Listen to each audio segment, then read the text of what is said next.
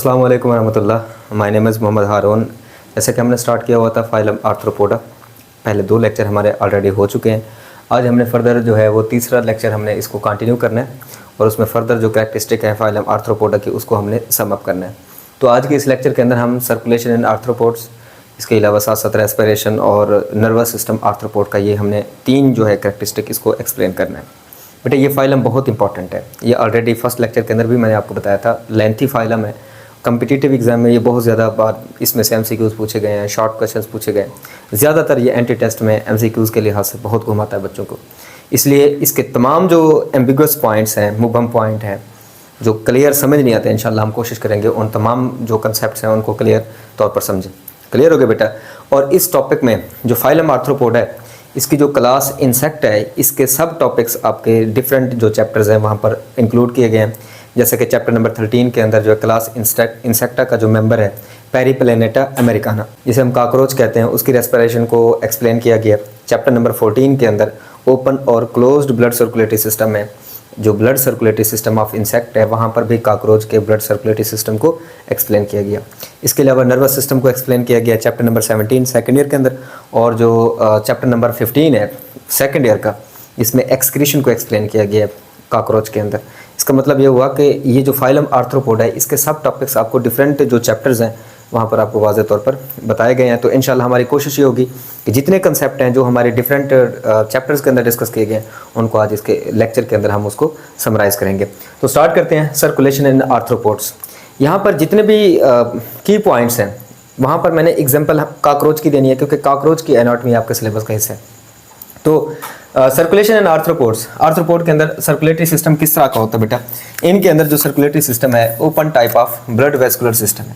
ये आप लोगों ने बात याद रखनी है, ये ऑलरेडी बेसिक में ये चीज़ डिस्कस हो चुकी है कि ओपन सर्कुलेटरी सिस्टम और क्लोज सर्कुलेटरी सिस्टम में क्या डिफरेंस है।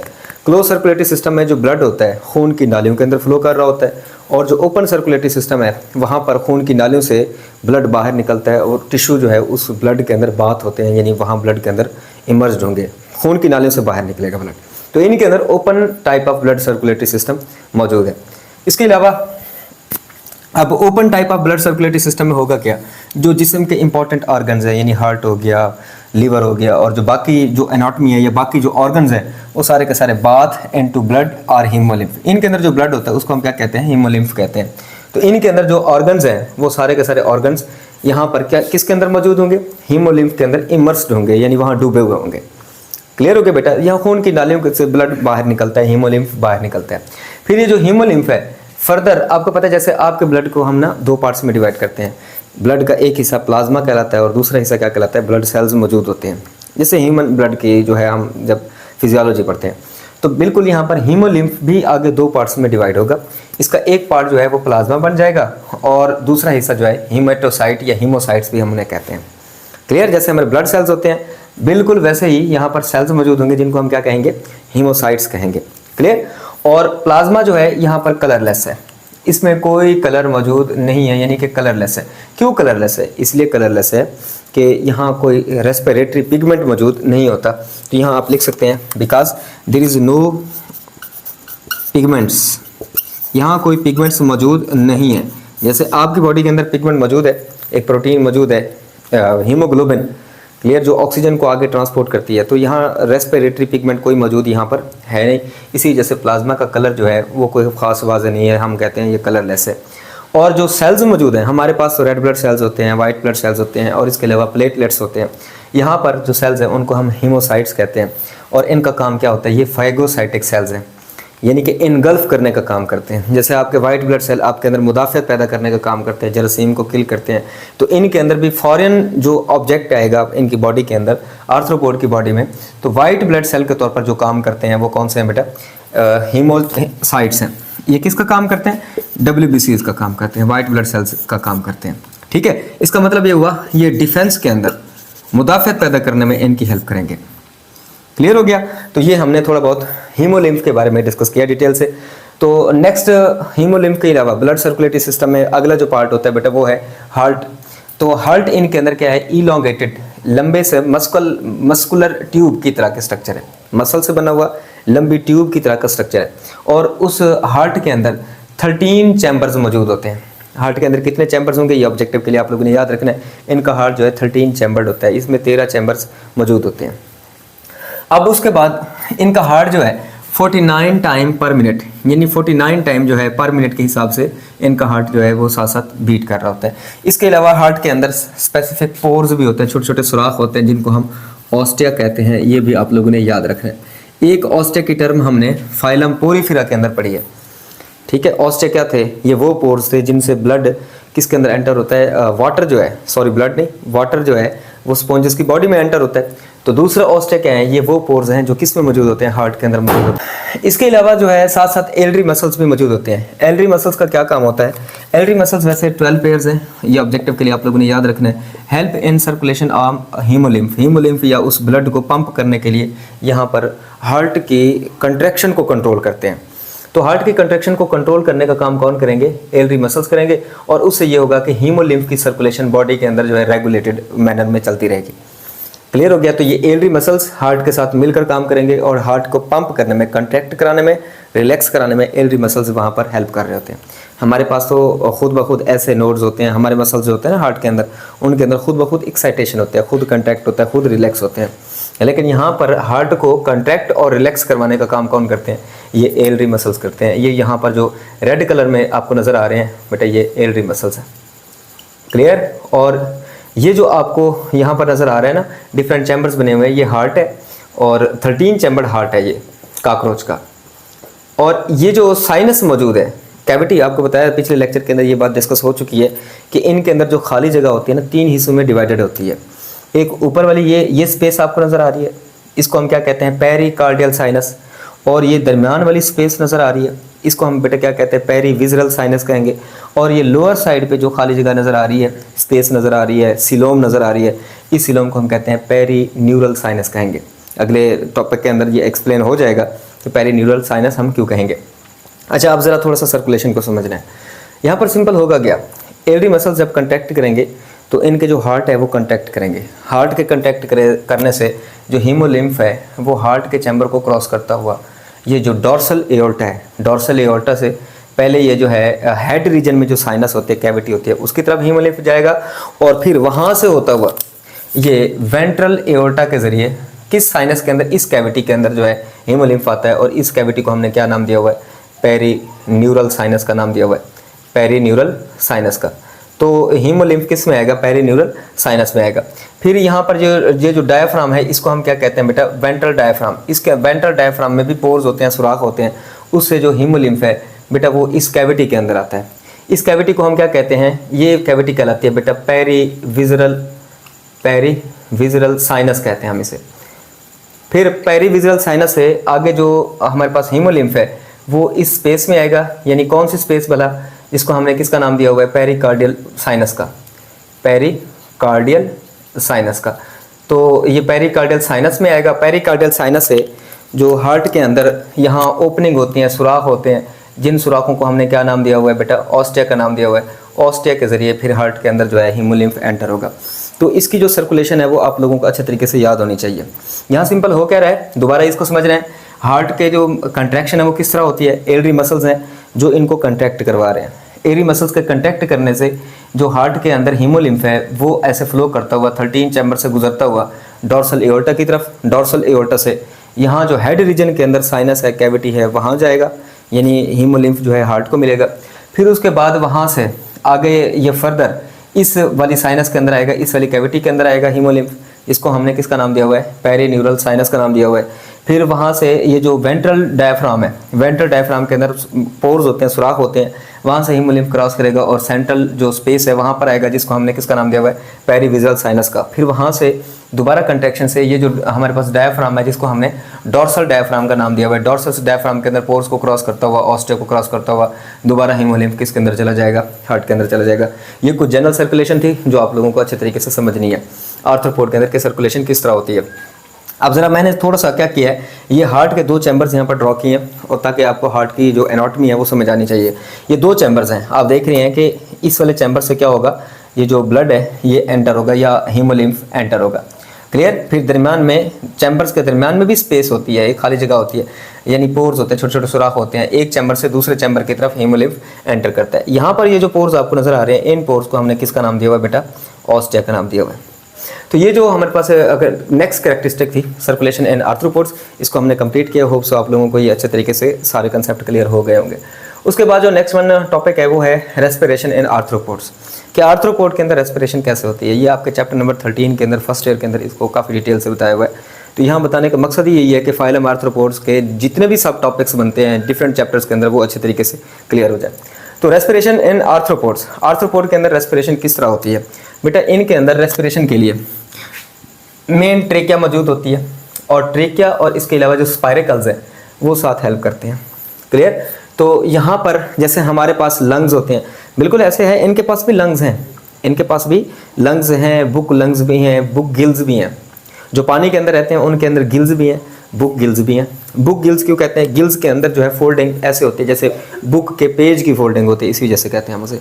जो टेरेस्ट्रियल इन्वायरमेंट में रहते हैं, खुश्की पर रहते हैं, उनके पास लंग्स है, और उनके लंग्स को हम क्या कहते हैं, बुक लंग्स कहते हैं, क्योंकि उनके अंदर फोल्डिंग बुक के पेजेस की तरह की होगी, तो वो भी इस्तेमाल होते हैं। लेकिन क्लास इंसेक्टा के अंदर मोस्टली हमें ट्रेकिया यानी एक डक्ट है, एक नाली है, जो जिसे हम सांस की नाली कहते हैं, इसके ज़रिए इनके अंदर जो है गैसेस इनकी बॉडी में एंटर होगी, और वो ट्रेकिया जिस्म से बाहर जो खुलती है जन सुराख के जरिए, उनको हम क्या कहते हैं बेटा, स्पाइरिकल्स। तो स्पाइरिकल्स और ट्रेकिया मिलकर काम करते हैं और इनके अंदर गैसों का तबादला होता है।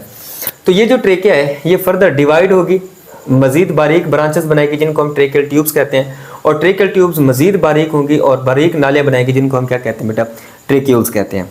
क्लियर। और फिर उसके बाद यही ट्रेक्यूल्स होते हैं, ये किस में एंटर होंगे, ये टिश्यू के अंदर एंटर होंगे, और इनसे डायरेक्ट जो है गैसेस एक्सचेंज होगा, गैसों का तबादला हो सकेगा, गैसेस एक्सचेंज। क्लियर बेटा। अच्छा, स्पाइरिकल्स जो छोटे छोटे सुराख होते हैं जो इनके जिस्म के बाहर मौजूद होते हैं, जिनसे हवा इनके जिस्म के अंदर ट्रेकिया में एंटर होती है, वो कितनी तादाद में होते हैं, 10 पेयर्स होते हैं स्पाइरिकल्स के। जो 2 पेयर्स हैं ना वो थोरैक्सिक रीजन में होते हैं, और जो बाकी 8 पेयर्स हैं बेटा वो एब्डोमिनल रीजन में होते हैं। ये बात हो रही है काकरोच की। काकरोच के अंदर हमने पढ़ा है कि थोरैसिक रीजन में 3 सेगमेंट होते हैं और एब्डोमिनल रीजन में 10 सेगमेंट्स होते हैं। तो फिर यहाँ पर 8 पेयर्स स्पाइरिकल्स के सुराख के किस में मौजूद हैं, ये एब्डोमिनल रीजन में, और 2 पेयर्स कहाँ मौजूद है, थोरैसिक रीजन के अंदर मौजूद है। तो टोटल 10 पेयर्स होते हैं स्पाइरिकल्स के। यानी आप सिंपल देखें ना, जैसे ये मेरे पास एक काकरोच है, ठीक है, ये काकरोच है, तो काकरोच की बॉडी पर ना छोटे छोटे सुराख होते हैं जिनको हम स्पाइरिकल्स कहते हैं। ये छोटे छोटे पोर्स हो गए, इनको हम स्पाइरिकल्स कह रहे हैं, ठीक है, जिसम से बाहर ही होते हैं। ये जो पोर्स आपको नजर आ रहे हैं इनको स्पाइरिकल्स कहते हैं। ठीक हो गया बेटा। अब जरा ये पाथवे कैसे होता है, ये काकरोच का मैंने एक सेगमेंट लिया हुआ है, ठीक है, इसके जरिए होगा क्या, सिंपल सर्कुलेशन को समझना है। ये इसकी बॉडी पर ये जो आपको पोर्स होल नजर आ रहा है, छोटा सुराख नजर आ रहा है, इसको क्या कहते हैं बेटा, स्पाइरिकल कहते हैं, स्पाइरिकल। क्लियर। स्पाइरिकल के जरिए ये इस नाली के अंदर जो जिस्म के अंदर है, काकरोच की बॉडी के अंदर है, इस नाली के अंदर हवा एंटर होगी। इस नाली को बेटा क्या कहते हैं, ट्रेकिया कहते हैं। ये है ट्रेकिया। क्लियर। और ये जो ट्रेकिया है ये मजीद बारीक नालियों में डिवाइड हो जाएगी, और इनको हम क्या कहेंगे बेटा, ट्रेकियल ट्यूब्स, ट्रेकियल ट्यूब्स कहेंगे। और फर्दर ये मजीद बारीक हो जाएगी, और ये जो हमारे पास ये टिश्यूज़ हैं, टिश्यू में गैसों का तबादला करवाएगी। ये जो बारीक नालियाँ हैं जो टिश्यू में गैसों का तबादला करवाते हैं, इनको हम बेटा कहते हैं ट्रेक्यूल्स। ये ट्रेक्यूल्स हैं। अब पाथवे क्या है, हवा का रास्ता किस तरह होगा, ये जिस्म से बाहर है सुराख, काकरोच के अंदर ना जिस्म से बाहर एब्डोमेन पेट वाले हिस्से के अंदर ना सुराख होते हैं। वहाँ से होगा क्या, वहाँ से गैसेस इन सुराख के ज़रिए ट्रेकिया के अंदर आएगी, और फिर आगे ट्रेकियल ट्यूब्स में हवा जाएगी। ट्रेकियल ट्यूब से आगे जो है मजीद बारीक नाले जिनको हमने ट्रेक्यूल्स का नाम दिया है वहाँ जाएगी, और फिर टिश्यू और ट्रेकियल ट्यूब के दरमियान गैसों का तबादला होता है। कैसे होता है ज़रा इस चीज़ को आप लोगों ने अंडरस्टैंड करना है। अब यहाँ सिंपल आप ये देखें कि ये जैसे ये नाले आ रही है, ठीक है, ये एंड होती है, यहाँ ये टिश्यूज़ मौजूद हैं, ठीक है बेटा। तो यहाँ से ये हवा आ रही है, इस हवा के अंदर ऑक्सीजन ज़्यादा है और टिश्यूज़ के अंदर कार्बन डाइऑक्साइड ज़्यादा है। तो होगा क्या, कार्बन डाइऑक्साइड इस ट्रेक्यूल के अंदर चली जाएगी और ऑक्सीजन इन सेल के अंदर आना शुरू हो जाएगी। इस तरह गैसों का तबादला यहाँ पर पॉसिबल हो जाता है। अब यहाँ रेस्पिरेशन का मैकेनिज्म काकरोच के अंदर कैसे होता है, जब काकरोच सांस लेता है ना, इनहेलेशन का प्रोसेस जिसे हम कहते हैं, उस वक्त क्या होता है, 10 पेयर्स में से पहले जो 4 पेयर्स हैं, 4 पेयर्स हैं वो ओपन होते हैं, ये ओपन होंगे, और आखिर वाले जो 6 पेयर हैं ये क्लोज होंगे। क्लियर? तो कॉकरोच जब सांस लेता है तो अपने स्पाइरकल्स के पहले 4 जो पेयर्स हैं वो खोलता है, पीछे वाले जो 6 पेयर्स हैं उनको क्लोज कर देता है, बंद कर देता है। तो हवा जो है फिर स्पाइरकल से ट्रेकिया के अंदर, ट्रेकिया से ट्रेकियल ट्यूब के अंदर, ट्रेकियल ट्यूब से आगे ट्रेक्यूल्स के अंदर, फिर यहाँ गैसों का तबादला होता है। क्लियर? और फिर उसके बाद जब गैसेस को बाहर निकालना होता है वो क्या करता है, ऊपर वाले जो 4 पेयर पहले ओपन किए थे वो क्लोज कर लेता है, और नीचे वाले जो 6 पेयर्स पहले क्लोज थे उनको ओपन कर लेता है, और फिर हवा का रास्ता जो है वो उलट रिवर्स डायरेक्शन में चला जाता है, और इस तरह गैसों को ये बाहर निकालते हैं। अब गैसेस कैसे बाहर निकलेंगी? ट्रेक्यूल से ट्रेकियल ट्यूब के अंदर, ट्रेकियल ट्यूब से ट्रेकिया, और ट्रेकिया से स्पाइरकल के जरिए हवा बाहर चली जाएगी। इस तरह ये गैसों का तबादला होता है आर्थ्रोपोड के अंदर।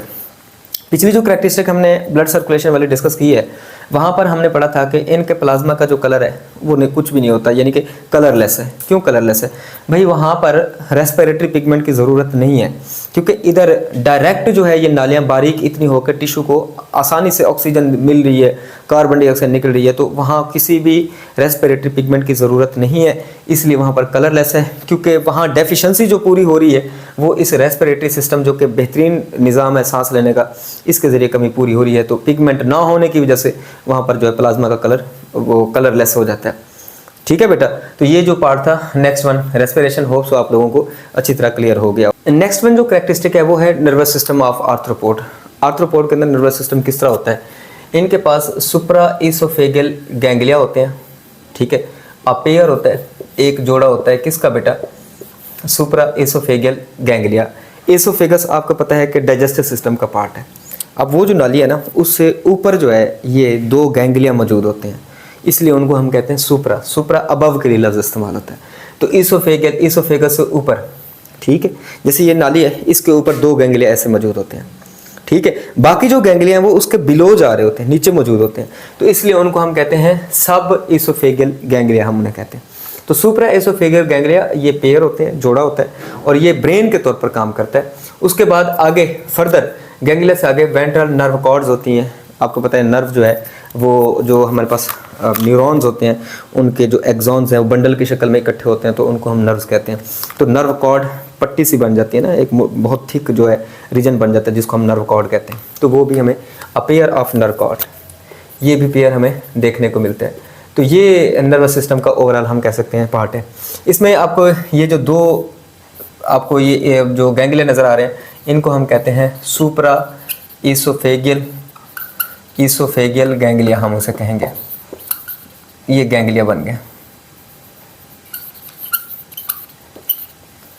क्लियर? और उसके बाद ये जो नर्व कॉर्ड्स हैं ये आपको यहाँ पर नज़र आ रही हैं, इनको हम नर्व कॉर्ड कहते हैं। नर्व कॉर्ड की जो पोजीशन होती है बेटा ये याद रखना है, इसोफेगस से बिलो होती है, और ये साथ साथ एक दूसरे के करीब करीब पूरी बॉडी के अंदर रन कर रही होती है। तो ये इनका सिंपल नर्वस सिस्टम था। तो एक बात और भी जो आप लोगों ने याद रखनी है वो ये है कि इनका नर्वस सिस्टम जो है एनिलिड की तरह का होता है। तो एनिलिडल नर्वस सिस्टम, बाद दफ़ा MCQ आ सकता है कि annelidal nervous system is present in, कि एनिलिड जैसा नर्वस सिस्टम किस में मौजूद है? तो वो नर्वस सिस्टम के अंदर मौजूद है।